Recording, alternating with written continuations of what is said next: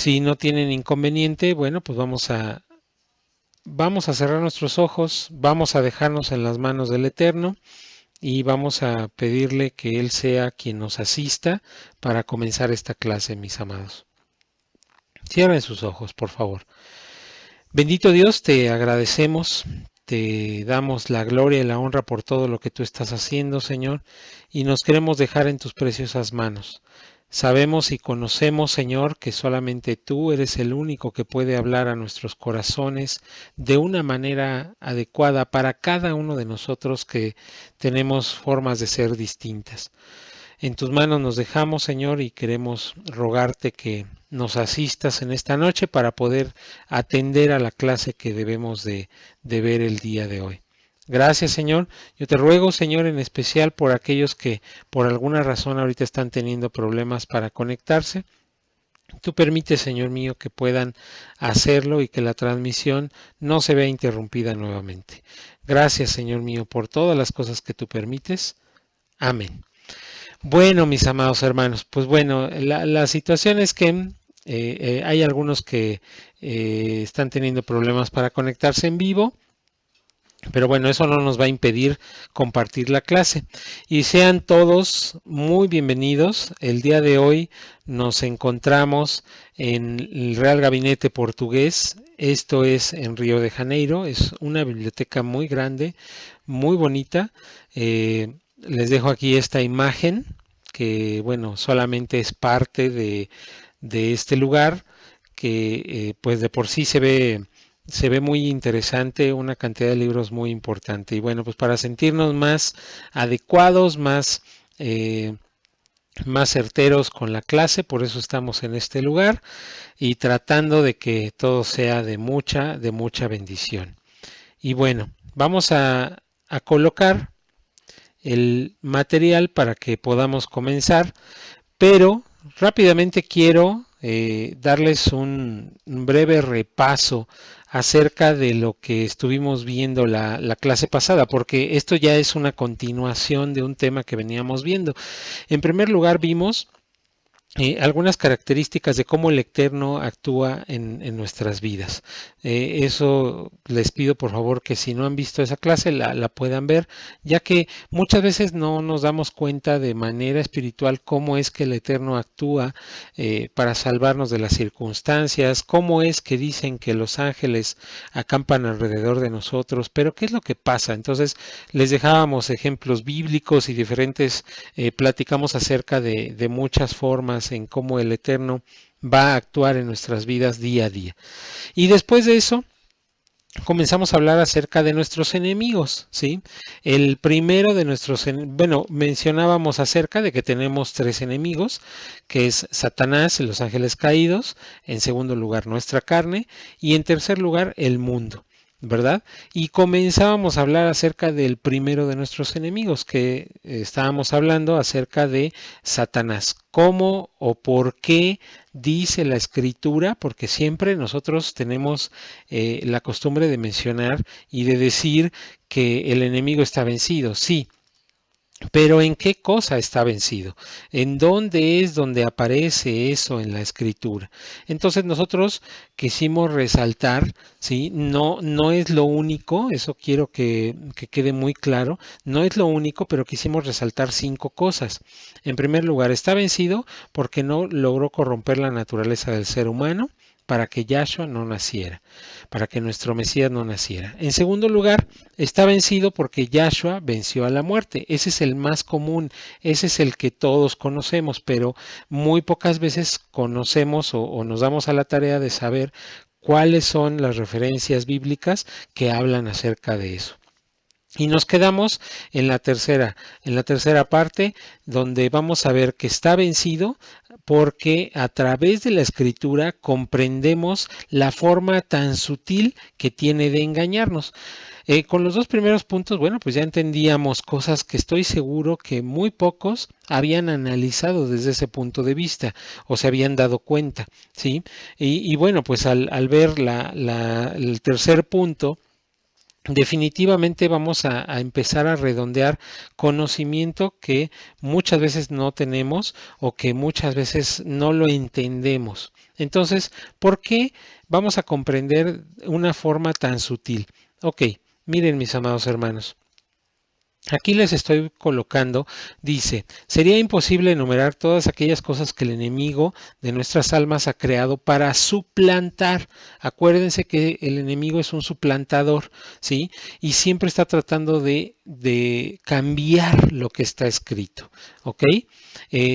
Pues definitivamente lo que está escrito es nuestra fe en el Eterno, nuestra fe en Dios y todo aquello que tiene que ver con nuestro Señor y Dios. Entonces, yo aquí les invito a que se sujeten de las sillas porque vamos a ver algunas cosas muy sencillas en donde el enemigo ha metido la mano y que estoy seguro que muchos de nosotros hemos escuchado. Seguramente al terminar esta clase terminaremos con dudas y preguntas porque vamos a ir solamente por encima. No podemos profundizar tanto, ¿sí? Porque si no, no nos alcanzaría el tiempo. No podríamos tener todo el tiempo para hacerlo. Bueno, vamos a hablar en primer lugar acerca de la teoría del reemplazo. Yo aquí les he dejado en el material dos referencias acerca de qué cosa es la teoría del reemplazo. Bueno, pues yo quisiera que fuéramos y viéramos en internet rápidamente, aquí lo estoy escribiendo, ahorita se los pongo en pantalla, ok, voy a quitar el material rápidamente y les voy a poner esto. Muy bien. Fíjense, estoy utilizando una página que es común para todos, la página de Wikipedia, que es una enciclopedia libre, ¿sí? Así lo dice su título. Entonces, en teología, la teoría del reemplazo, también llamada teología de la suplantación o teoría de la sustitución o supersesionismo, implica una interpretación parcial del Nuevo Testamento cuyo argumento es que la actual relación de Dios con los cristianos reemplaza la relación que anteriormente tenía con el pueblo de Israel. ¿Qué quiere decir esto?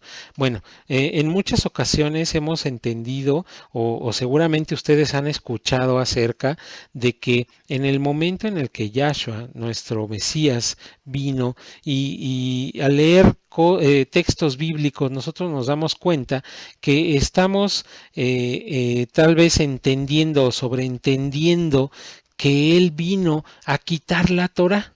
Bueno, pues no. No, mis amados hermanos, ese no es el caso, ¿sí?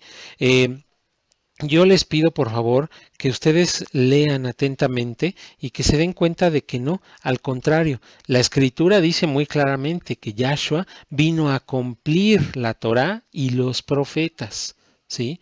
Entonces, insisto, este simple tema sería motivo de que estuviéramos aquí por lo menos 2 horas para poder entender perfectamente bien las cosas.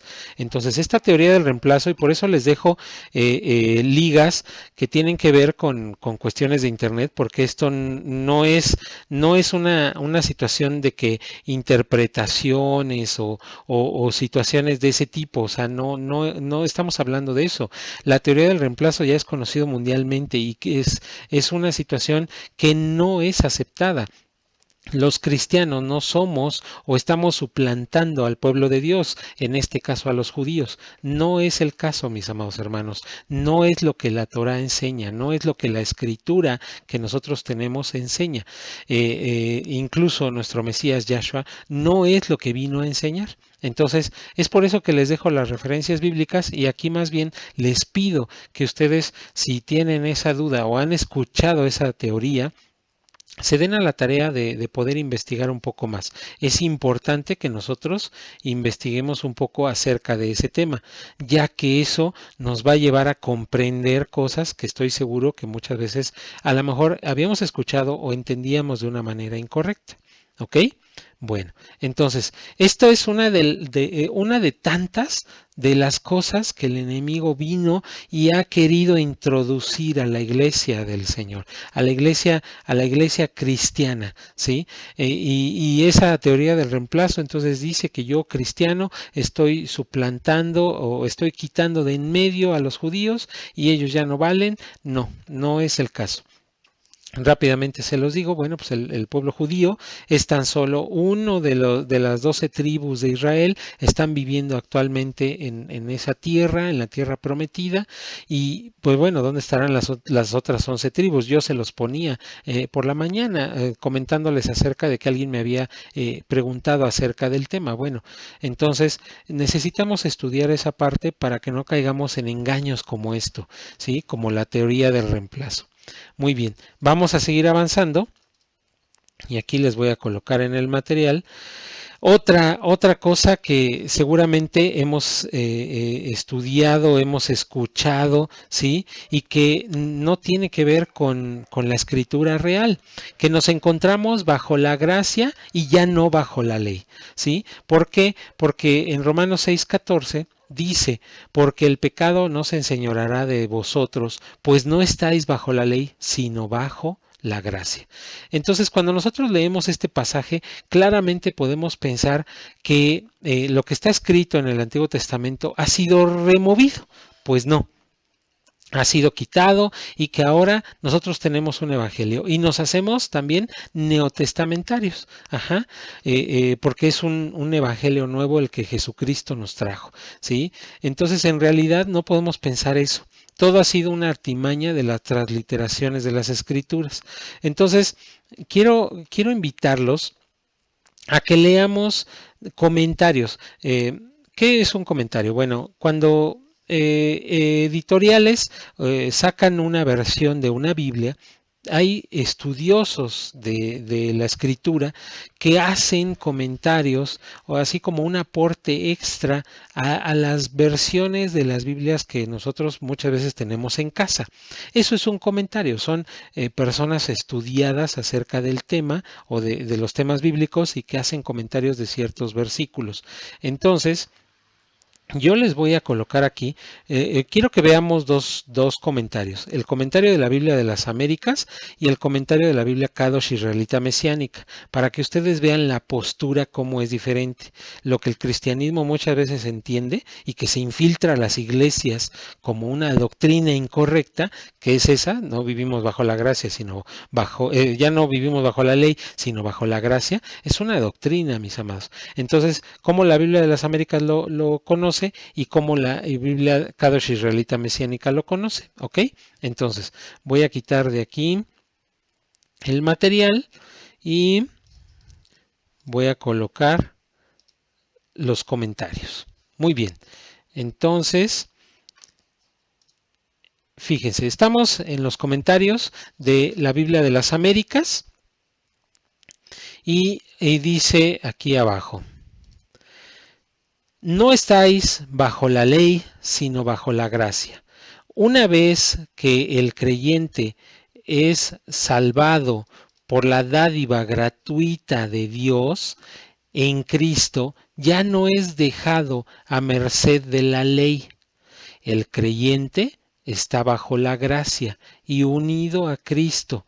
Ahora él puede guardar los mandatos dados en los versículos 12 y 13. Ok, muy bien. Aquí estamos observando y esto es lo que necesitamos hacer, estudiar. Entonces estamos estudiando, tenemos que entender perfectamente bien lo que dice Romanos 6:14 para que nosotros podamos realmente darnos cuenta de lo que se quiso decir, no de lo que nosotros pensamos que se quería decir y que el enemigo está aprovechando para meter una doctrina dentro de la iglesia que no es la correcta, mis amados. Eso es a donde yo les quiero llevar. Muy bien, entonces aquí la Biblia de las Américas, desde el punto de vista equivocado, Bueno, pues la salvación es una dádiva gratuita y ya no tenemos que estar, fíjense, y utiliza la palabra a la merced de la ley, como si la ley nos estuviera ahorcando, como si, como, no, no sé, como si la ley nos tuviera atados, no sé, como si fuera una situación muy incorrecta, una situación muy mala la ley. Bueno, ya en clases pasadas estuvimos dándonos cuenta de que nosotros lo que debemos de hacer, ¿sí? Es amar a Dios y cumplir sus mandamientos. ¿Y sus mandamientos en dónde están? Pues en la Torá. Y ya entendimos, porque vimos esa parte, que la Torá quiere decir instrucciones, no quiere decir ley. Entonces, esa parte ya con el estudio que nosotros llevamos de estas 5 clases, ya podemos entender, no, pero es que aquí está mal. La Torá no es la ley. La Torá son instrucciones que nosotros debemos de llevar. ¿Ok? Entonces aquí, fíjense cómo el concepto, ¿no? Ya no vas a estar a merced de la ley. ¿Ok? Ahora, aquí mismo voy a colocar el comentario a Romanos 6:14 de la Biblia Kadosh Israelita Mesiánica. Ahorita la voy a bajar. Muy bien. Dice, si se ve, si se ve. Esto de ninguna manera significa que no tenemos que cumplir la Torah. No estamos bajo la ley o bajo legalismos. Tenemos que recordar que los fariseos y ahora los judíos ortodoxos tienen sus propias leyes humanas, la ley oral, el Talmud, ajá, que así es conocido. Y de acuerdo a sus propias leyes, ellos creen que son salvos por Torah, ¿sí? Por instrucción.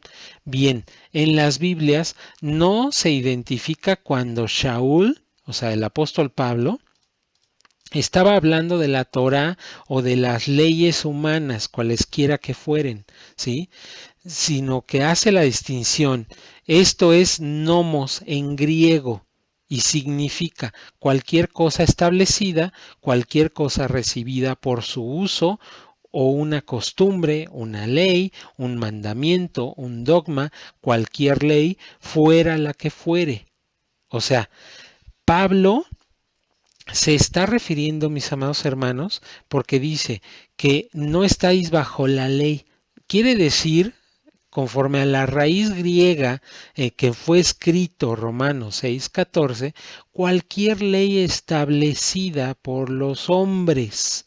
A eso se refiere. No se estaba refiriendo a la Torá, a las instrucciones del Eterno. Ya dijimos que lo que malamente nosotros conocemos como Pentateuco, porque también es una traducción griega, no, está mal.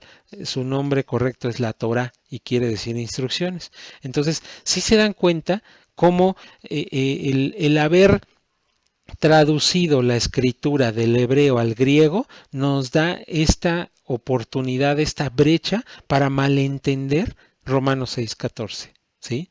Y aquí se los quise demostrar porque en un momento dado es importante que nosotros entendamos las cosas estudiándolas, no solamente pensando que de alguna manera es lo que dice exactamente esa Biblia es lo que debe de ser. No, mis amados hermanos. Entonces, aquí, bueno, pues entendemos que cuando Shaul escribió esto no se estaba refiriendo a la escritura del Eterno, a donde parte todo, ¿sí? La Torá, esos primeros 5 libros, es lo que permite que existan todos los demás libros, que los profetas escribieran, que el cantar de los cantares existiera, que los salmos, los salmistas existieran y cantaran, principalmente David, que los libros históricos estuvieran ahí, Saúl, el primer libro de Saúl, etcétera, primer libro de Reyes, que todo el Brit Hadashah o lo que nosotros conocemos como Nuevo Testamento estuviera ahí, porque ustedes qué creen que leían los apóstoles o de dónde se basan para estar hablando todo lo que hablaron en el Nuevo Testamento, pues se basan de la Torá, ¿sí? Porque era lo que el Señor le entregó a Moisés, esa era la ley, esa era la instrucción por la cual se estaba basando el pueblo de Dios. Entonces, es muy importante que comprendamos eso. ¿Ok? Yo me voy a hacer a un lado aquí, porque esto nos lleva a un ejemplo más. Y el siguiente punto en la lista de lo que nosotros estamos estudiando, tal vez este sea el más contundente, ¿sí? Muy bien, se los estoy colocando aquí.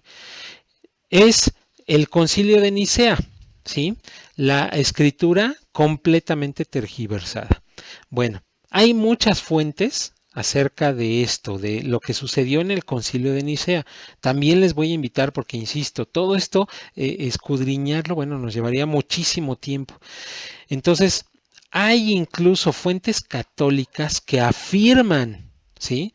Que las cosas que yo ahorita le voy a mostrar son reales, pero primero que nada les quiero mostrar un fragmento de lo que es el escrito que surgió del Concilio de Nicea. Muy bien, lo voy a colocar aquí. Listo, dice, Carta de Constantino, lógicamente está ya traducida al español. Carta de Constantino Augusto a las iglesias en Roma, Concilio de Nicea, año 325 después de Cristo.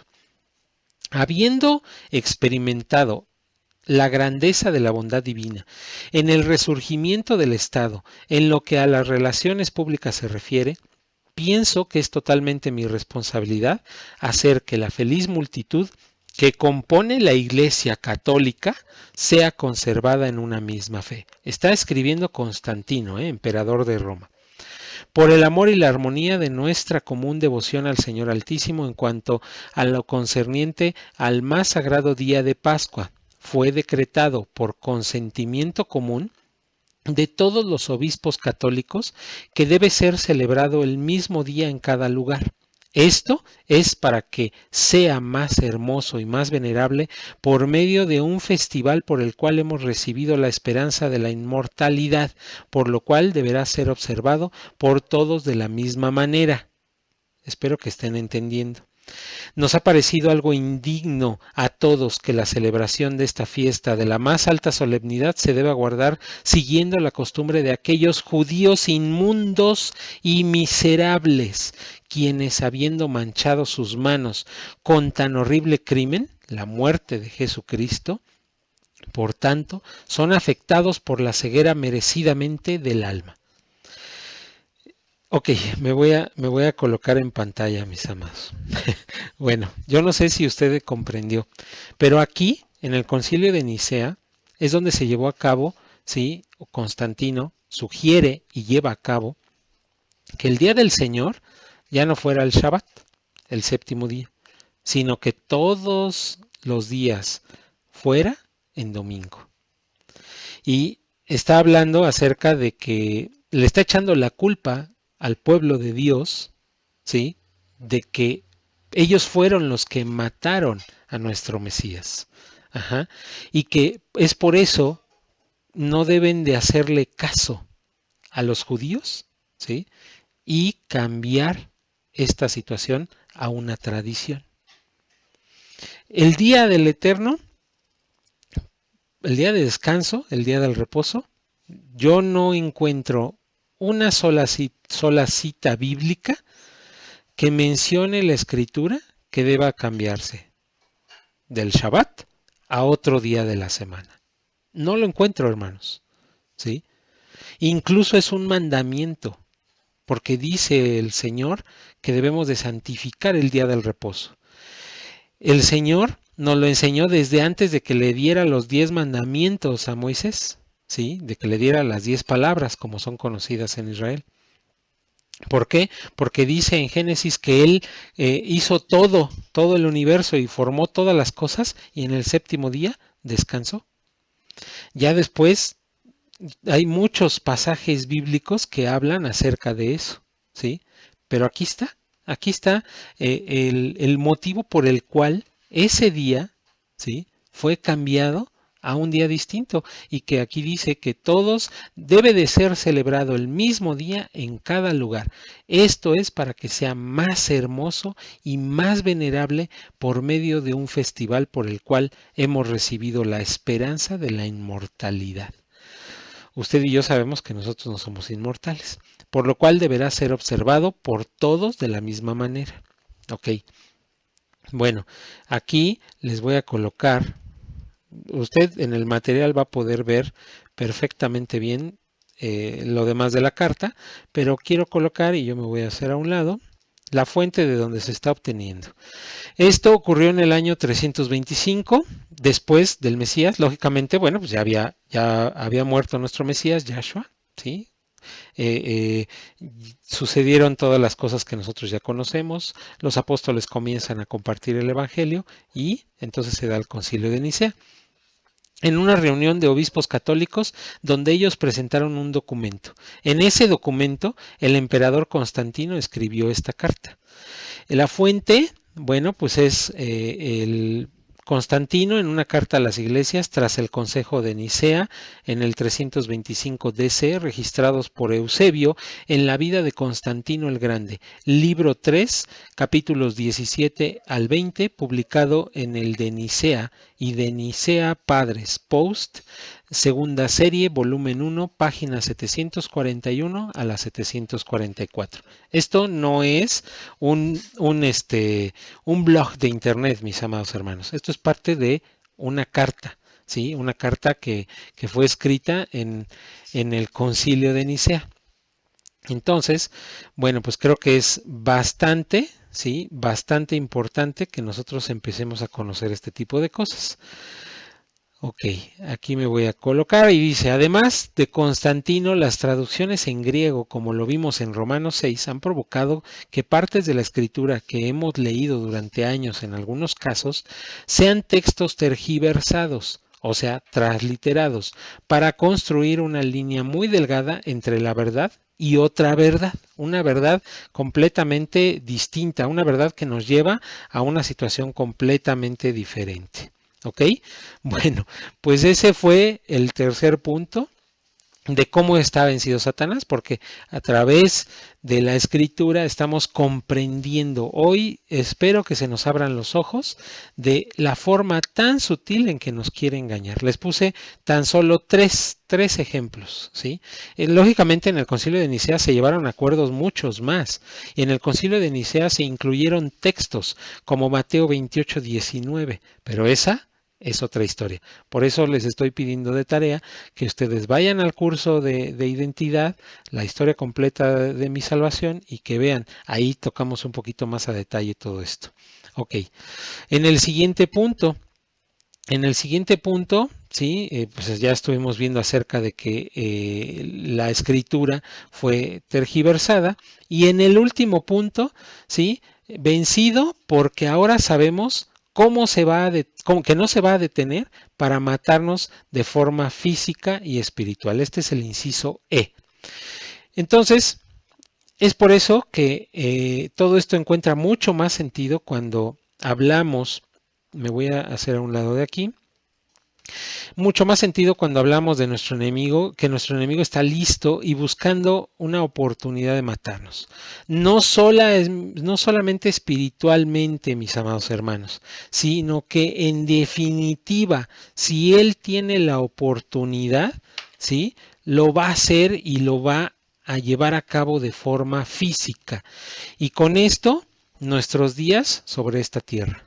Si él tiene la oportunidad, créame, va a matarnos de forma física, no solamente espiritual. Hemos pensado que nuestro enemigo no tiene esos alcances. Sí, sí los tiene, mis amados. ¿Sí? Entonces, si él puede hacerlo, lo va a llevar a cabo. No lo va a dudar. Debido a eso, porciones como las que vamos a ver a continuación cobran muchísimo sentido. Primera de Juan 5:19, en la versión Kadosh israelita mesiánica. Sabemos que somos de Yahweh, del Eterno, y que el mundo entero está en las manos del maligno. ¿Ok? Vamos a subir un poquito el material para seguir leyendo. Ustedes pertenecen a su padre Hasatán y quieren llevar a cabo los deseos de su padre. Él ha sido asesino desde el principio y nunca ha estado de parte de la verdad, porque no hay verdad en él. Cuando él dice mentiras, él habla con carácter, porque es mentiroso. En verdad, él es el inventor de la mentira. Juan 8:44.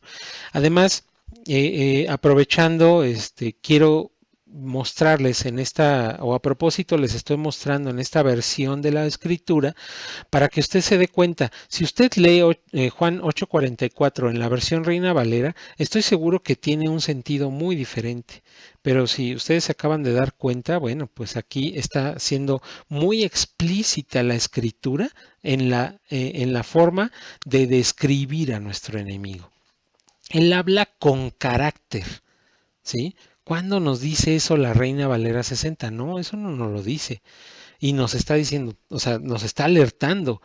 Tengamos cuidado porque él habla con carácter, ¿sí? Él no está haciendo, como dicen en México, un dicho vulgar que dice, no es de medias tintas, ¿sí? No, mis amados hermanos. Aquí la escritura real nos está diciendo cómo son las cosas.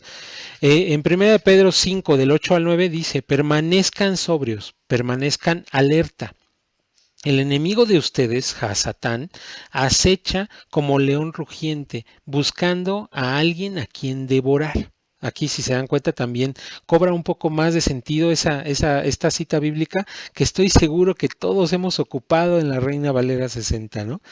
Resistan firmes contra él, firmes en la confianza de ustedes, sabiendo que nuestros hermanos a través del mundo están pasando por el mismo tipo de sufrimientos.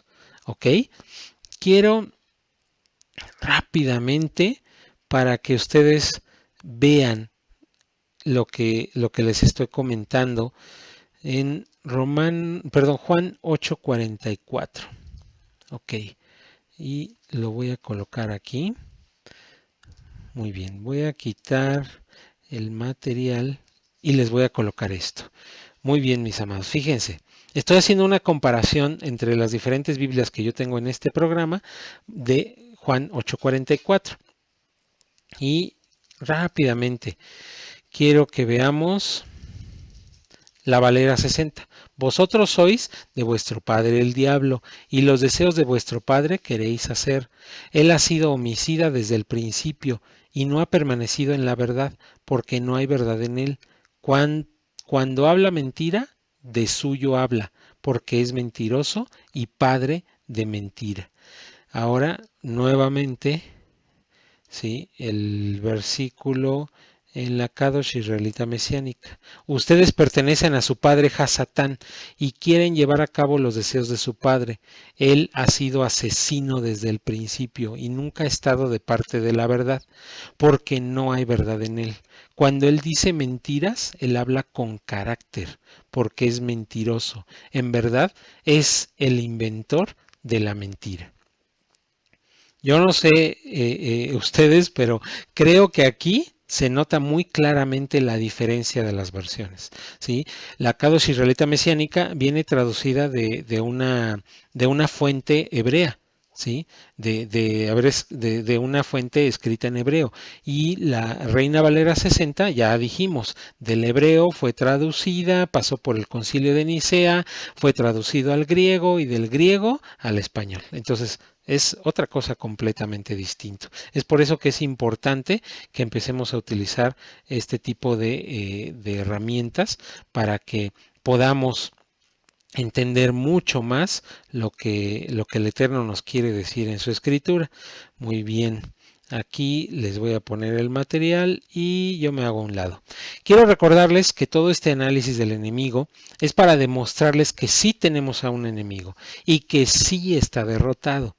Dependerá de nosotros y de la forma en que escudriñemos la escritura para conocerle y darnos cuenta de todo aquello que puede utilizar en nuestra contra.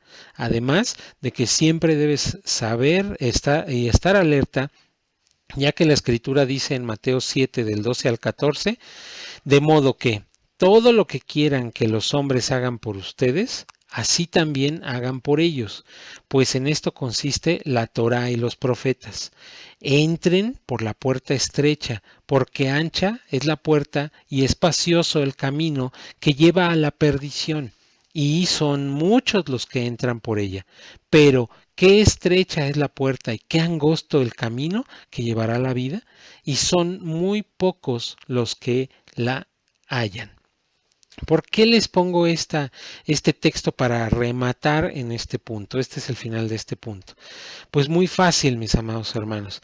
Muchas veces se han infiltrado las cosas dentro de las iglesias, ¿sí? De una manera tan sutil que nos permite ver que el ser un hijo de Dios es algo relajado, es algo muy fácil, es nada más hacer la oración del pecador y nosotros ya tenemos una nueva vida, pero bueno, en realidad todo eso está en la escritura, porque acuérdense, sí, yo estoy de acuerdo contigo, pero dime dónde dice en la escritura.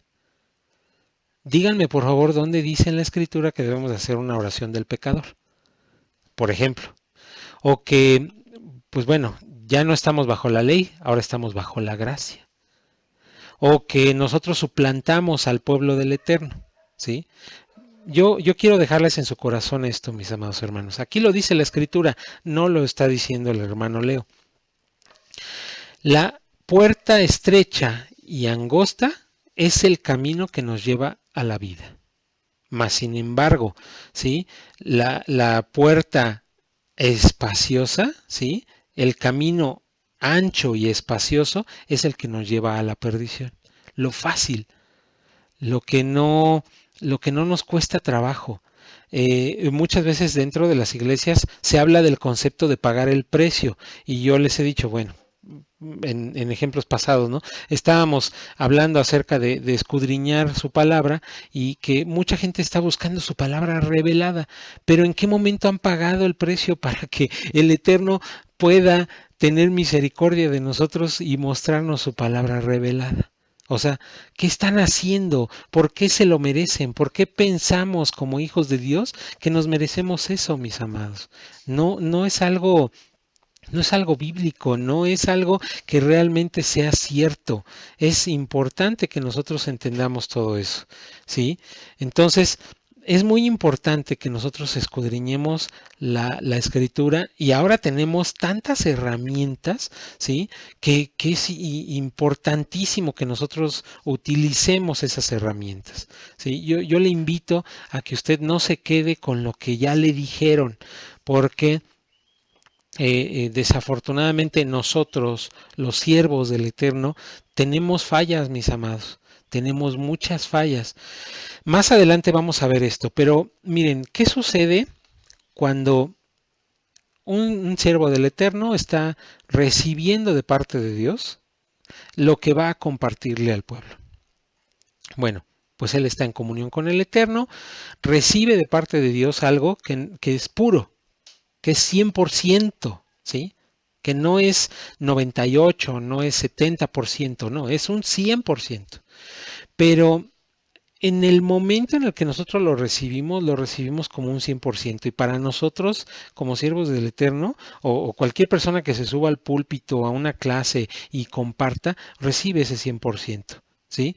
Pero en el momento en el que ya nos distrajimos, a lo mejor estudiamos el miércoles para compartir el sábado o el domingo bueno, pasaron muchas circunstancias. Cuando nosotros ya lo damos, ese 100% estoy seguro que se convirtió en un porcentaje menor, porque ya lleva de nuestra carne, de nuestros sentimientos, ya lleva de cómo nos levantemos ese día, si desayunamos, si no desayunamos, si nos peleamos con la esposa, con los hijos, si llegamos tarde, si nos peleamos en el camino con alguien que se nos atravesó o que nos venía echando competencias, no sé, o a lo largo de la semana mientras nosotros lo estuvimos masticando, porque lógicamente recibimos un 100% y también lo tenemos que masticar para poderlo compartir, ¿verdad?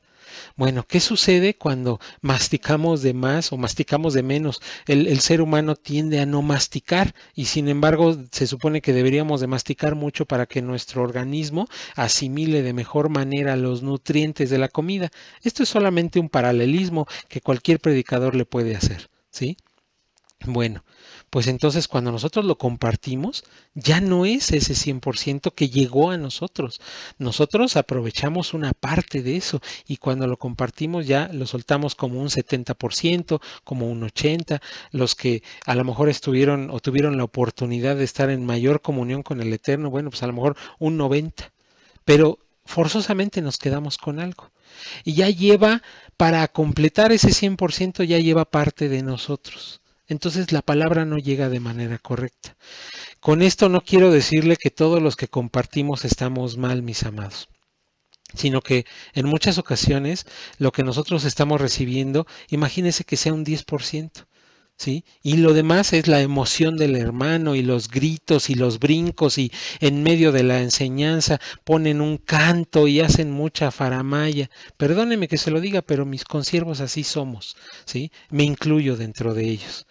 Hay veces en que nos gana la emoción, nos gana la situación de poder recibir una palabra que la entendimos tan bien, que la compartimos tan mal.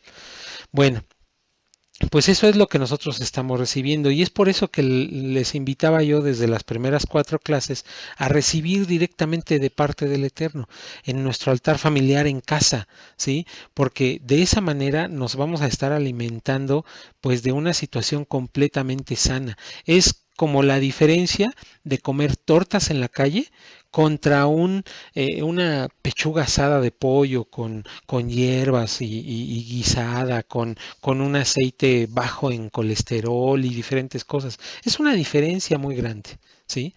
Bueno, pues eso es a lo que yo les estoy invitando. No, no me hagan caso a mí. Por eso los materiales, yo les he insistido mucho, tratamos de hacerlos con tanto afán y que traigan todas las citas bíblicas necesarias para que ustedes puedan comprender.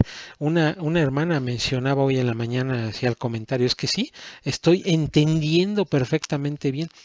Entonces el escudriñar, el estar buscando entre las diferentes versiones y utilizo esta herramienta y los comentarios y todo, nos da esa luz, nos da lo que nos hace falta para llegar a ese 100% que viene directamente del Eterno. Eso es lo que nosotros buscamos.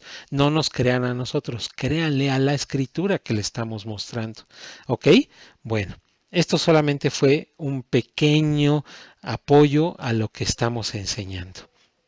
Mis amados hermanos, quiero comenzar con una parte más y la vamos a dejar inconclusa por el horario, pero quiero comenzar una parte más porque ya esto ya lo entendimos, ya supimos por qué el enemigo está vencido. Ahora vamos a analizar, ¿sí? ¿Quiénes son nuestros enemigos? No, de los 3 enemigos que tenemos, seguimos en el primero todavía. ¿Sí? Pero toda esta información es tan necesaria para aquellos que son guerreros del Eterno, para aquellos que no son guerreros del Eterno, para cualquier hijo de Dios, porque muchas veces no entendemos lo que realmente estamos viviendo. Entonces, vamos a analizar ahora no solamente a Satanás, ahora a los ángeles que cayeron con él. Y para eso necesitamos analizar quiénes eran esos ángeles. Bueno, pues esos ángeles eran los 4 diferentes tipos de ángeles que existen. En este caso, los arcángeles. ¿Sí? Que aquí vamos a hablar de un arcángel que no es caído. Dice, seres espirituales de más alto rango, me voy a hacer a un lado, en el reino de Dios, sus características no las podemos definir ya que hay pocas referencias en la escritura. Existen 2 nombres de arcángeles. El primero es el arcángel Miguel, ¿sí? Y las referencias bíblicas están en Daniel 12:1, en Judas 9, y en Apocalipsis 12:7, aquí es donde nos habla acerca del arcángel Miguel. Aquí me voy a ir muy rápido y ustedes hacen esa labor de escudriñar estas citas bíblicas. Para eso las van a tener en su material. Mañana me comprometo a subirlo para que puedan tenerlo puntual y puedan escudriñarlo un poco más. Bueno, y también vamos a hablar acerca de el segundo arcángel que menciona la escritura, que es el arcángel Gabriel. Aquí nos habla en Daniel 9:21 acerca de él y nos habla en Lucas 1:19 y también en el versículo 26 acerca de él. ¿Ok? Entonces, él es el más alto, bueno, ellos son los más altos en la jerarquía de esta creación. porque hay mucha gente que nada más se define, y yo lo dije hace un momento, los ángeles. No, la creación donde están incluidos los arcángeles, ¿sí? Están divididos en 4. Ok, el siguiente rango, los querubines. Son características bastante importantes, ya que podemos definir algunas por lo que la palabra menciona. En este rango, o sea, no en el más alto, sino en el que sigue, es donde se encuentra nuestro enemigo, Lucifer, como era llamado en aquel entonces. Y aquí les dejo la parte escritural donde menciona acerca de él, y la vamos a leer. Es Ezequiel 28, del 12 al 15. Dice: Hijo de hombre, levanta endechas sobre el rey de Tiro y dile: así ha dicho Jehová el Señor, tú eras el sellado de la perfección, lleno de sabiduría, acabado en hermosura. En Edén, en el huerto de Dios estuviste, de toda piedra preciosa era tu vestidura, de cornerina, topacio, jaspe, crisólito, berilo y ónice, de zafiro, carbunclo, esmeralda y oro. Los primores de tus tamboriles y flautas estuvieron preparados para ti en el día de tu creación. Tú, querubín grande, protector, yo te puse en el santo monte de Dios. Allí estuviste en medio de las piedras de fuego. Te paseabas, perfecto eras en todos tus caminos, desde el día que fuiste creado hasta que se halló en ti maldad. ¿Ok? Entonces, nuestro enemigo se llamaba Lucifer, ahora se llama Satanás, Hasatán, pero él era del siguiente rango. ¿Ok? También, perdón, aquí otra parte escritural está en Génesis 3:24, que dice que los querubines funcionan como guardias de la santidad. ¿Ok? Muy bien. Y vamos entonces, perdón, a avanzar rápidamente. Dice: los serafines. Así como los arcángeles, no existe más que una referencia de su aspecto y tarea. ¿Sí? Entonces en Isaías 6:2 dice: por encima de él había serafines, cada uno tenía 6 alas, con 2 cubrían su rostro, con 2 cubrían sus pies y con 2 volaban. ¿Ok? Es la única referencia que hay acerca de los serafines. Entonces ya llegamos al tercer grado de esta creación. Acuérdense, estamos hablando de creaciones. Y los ángeles, que son los más comúnmente conocidos. Bueno, pues los ángeles forman ejércitos para Adonai, son espíritus ministradores.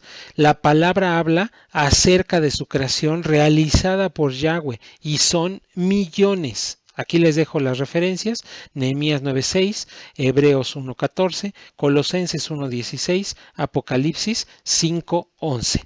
Ok, muy bien, me voy a colocar aquí. Esto, estamos hablando de una creación que está dividida en 4 partes, ¿ok? Los arcángeles, los querubines, los serafines y los ángeles. Ese es el orden de importancia y de autoridad, pero también de poder que tienen. ¿Sí? A lo mejor van a decir: ay, hermano, pero usted se está metiendo en cosas que a lo mejor son muy profundas. Bueno, pues hasta allá vamos a entrar, porque estamos hablando de guerra espiritual. Muchas veces, y yo lo hago, yo he escuchado, ¿no?, a la gente que dice: Señor, permite que tus ángeles acampen alrededor de mí. ¿Eso es cierto? ¿Eso es bíblico?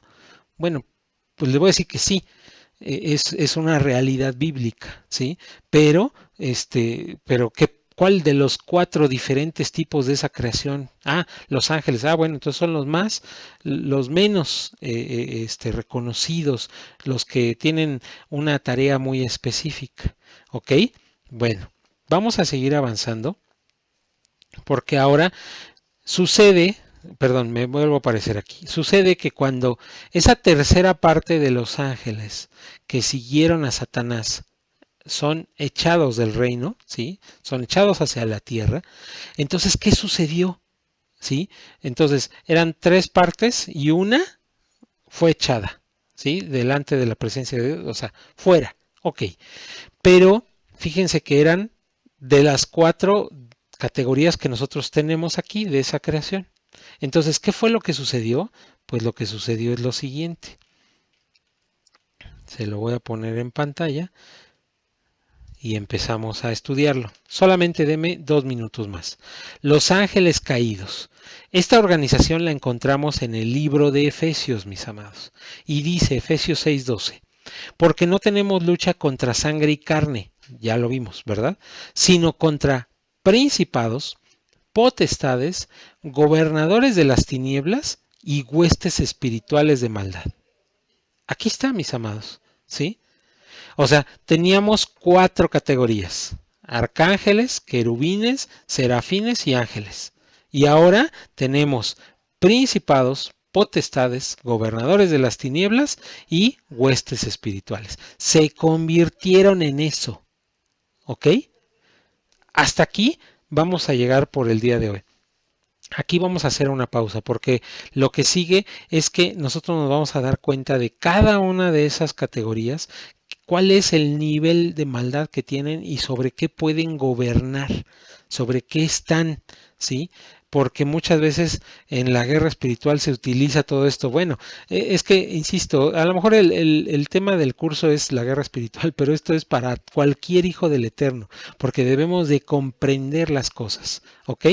Bueno, aquí vamos a poner una pausa, mis amados hermanos, ¿sí? Yo les pido por favor, ahora sí, es momento de que me hagan preguntas, si es que existe alguna pregunta, yo me voy a quedar conectado para poderlas responder. Y bueno, pues por el momento vamos a dejar la clase hasta aquí. Nos vemos el próximo martes, que el Eterno les bendiga. La transmisión, la grabación la voy a recortar aquí, mis amados.